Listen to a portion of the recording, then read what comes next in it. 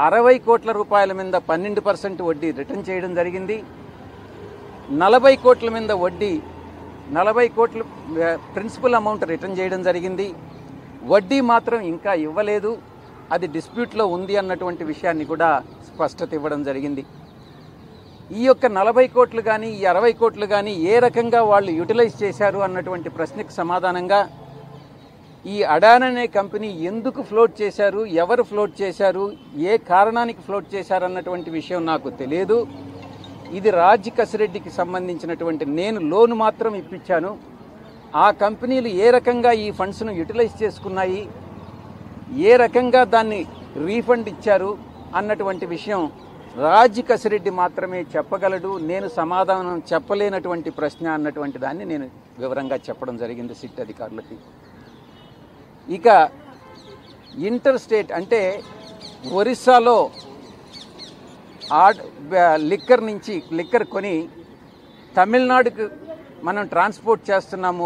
ఒరిస్సాలో సెల్లరు, తమిళనాడులో బయ్యరు ఉన్న రీతిగా ఒక ఏదైనా ట్రాన్సాక్షన్స్ ఆంధ్రాలో ఎంటర్ అయిన తర్వాత ఆ యొక్క సరుకుని డైవర్ట్ చేసి ఆ ఏదైతే డిఫరెన్స్ ఉంటుందో డ్యూటీలో అది సేవ్ చేసుకొని ఈ రకంగా ఏదైనా సేల్స్ డ్యూటీ లేకుండా పెట్టినటువంటి ఏదైనా సేల్స్ ఉన్నాయా అన్నటువంటి విషయానికి నేను ఏ రోజు కూడా లిక్కర్ సేల్స్ విషయంలో కానీ లిక్కర్ విషయంలో కానీ మొట్టమొదటి 3 నెలల తర్వాత నేను జోక్యం చేసుకోలేదు అన్నటువంటి విషయాన్ని చాలా స్పష్టంగా చెప్పాను.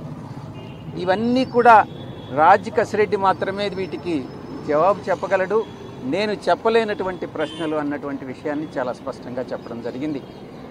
ఇక 4వ అంశంకి వస్తే, ఇక్కడ లోకల్గా ఉన్నటువంటి రాజ్ కసిరెడ్డి ఒక 3 కంపెనీలని, పీవీ స్పిరిట్స్ ఇంకొక 2 కంపెనీలని లీజుకు తీసుకొని దానిలో ఉన్నటువంటి టైం కానీ మిషనరీ కానీ లీజుకు తీసుకొని దాంట్లో కొన్ని కొత్త బ్రాండ్లను ప్రొడ్యూస్ చేసి ఆ ప్రొడ్యూస్ చేసినటువంటి బ్రాండ్స్ని బెల్ట్ షాపుల ద్వారా డ్యూటీ లేకుండా అమ్మడం జరిగిందా అన్నట్టు ప్రశ్నించడం జరిగింది. ఇది రాజ్ కసిరెడ్డి బదులివ్వాల్సినటువంటి అంశం. నాకు ఈ విషయంగా ఏమీ తెలియదు అన్నటువంటి విషయాన్ని చాలా స్పష్టం చేశాను. ఈ 4 ప్రశ్నలకి సమాధానం చెప్పిన తర్వాత అధికారులు తృప్తి పడ్డారన్నటువంటి విషయాన్ని నేను భావిస్తూ, ఈ యొక్క మరి ఫ్యూచర్లో భవిష్యత్తులో ఇంకా ఏదైనా ప్రశ్నలుండి నేను సమాధానాలు చెప్పాల్సినటువంటి అవసరం ఉంటే నేను మళ్ళీ తిరిగి వస్తాను, మీరు ఎప్పుడైనా పిలవచ్చు అన్నటువంటి విషయాన్ని తెలియజేసుకుంటూ ఈరోజు సెలవు తీసుకోవడం జరిగింది.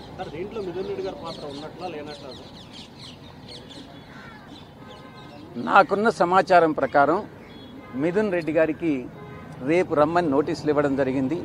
ఈ ప్రశ్నని మీరు పివి మిథున్ రెడ్డి గారినే అడగండి.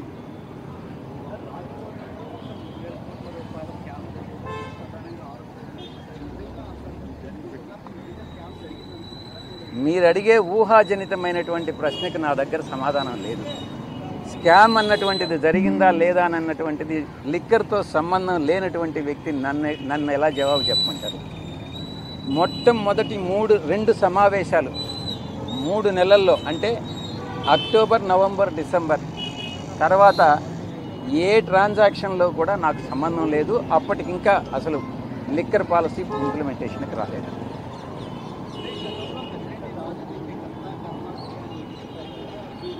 అప్పుడు ఆ రోజు చెప్పాను, ఈ రోజు చెప్తున్నాను. నాకు తెలియని విషయాలు నాకు తెలిసినట్టుగా నేను చెప్పను. మీరు రాజ్ కసిరెడ్డి ఎప్పుడైతే అబ్స్కాండింగ్లో ఉన్నాడు, ఎప్పుడైతే ఆయన దొరికి తీసుకొస్తాడో మీరు రాజ్ కసిరెడ్డిని అడిగి తెలుసుకోవచ్చు.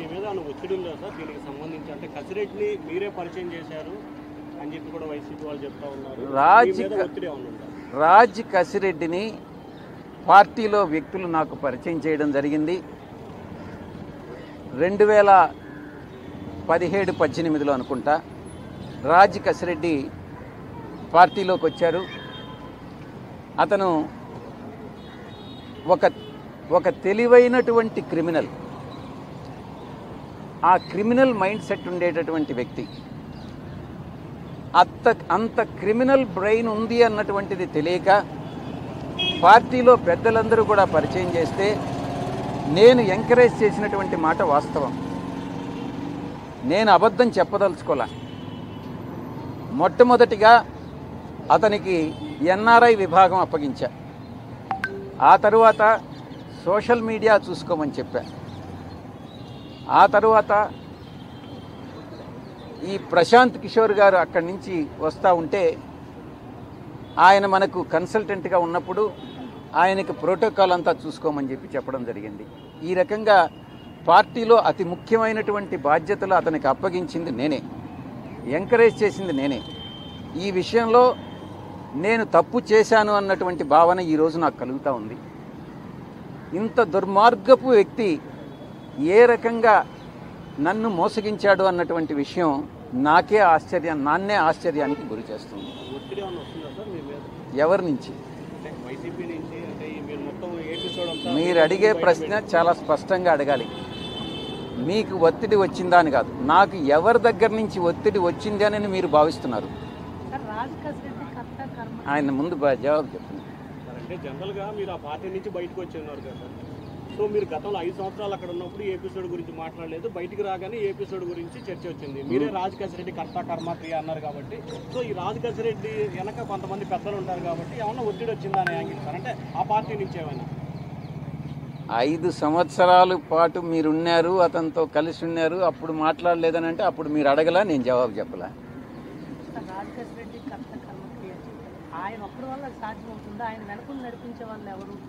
నీకు తెలుసు రాజ్ కసిరెడ్డి వెనక ఎవరైనా వ్యక్తులు ఉన్నట్టు మీకు కానీ తెలిస్తే నాకు చెప్తే నేను కూడా సంతోషిస్తాను. అడిగారు. రాజ్ కసిరెడ్డి ఒక సాధారణమైనటువంటి వ్యక్తి.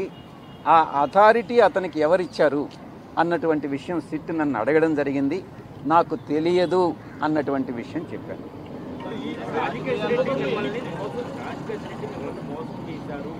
నన్ను మోసం చేయలే, పార్టీని మోసం చేశాడు, ప్రజలను మోసం చేశాడు. నాకు వ్యక్తిగతంగా అతను చేసినటువంటి మోసం ఏమీ లేదు.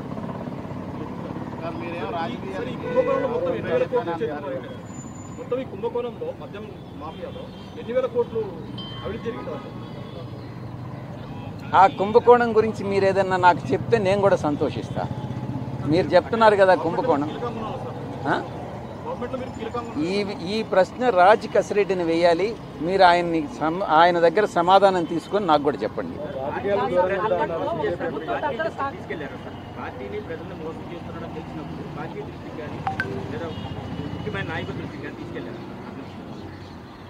పార్టీలో అందరికీ అతను మోసం చేశాడని ఈరోజు తెలుసు. మీకెలా తెలిసింది?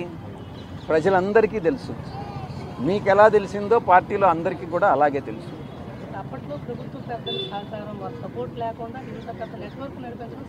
మీరు అడిగిన క్వశ్చనే మళ్ళీ అడుగుతున్నారు. మీరు అది నాకు తెలియదని నేను చెప్పాను. మీకేదన్నా తెలిస్తే ఎవరు ఈ అథారిటీ ఇచ్చారని మీకేదన్నా తెలిస్తే నాకు కూడా చెప్పండి, సంతోషం.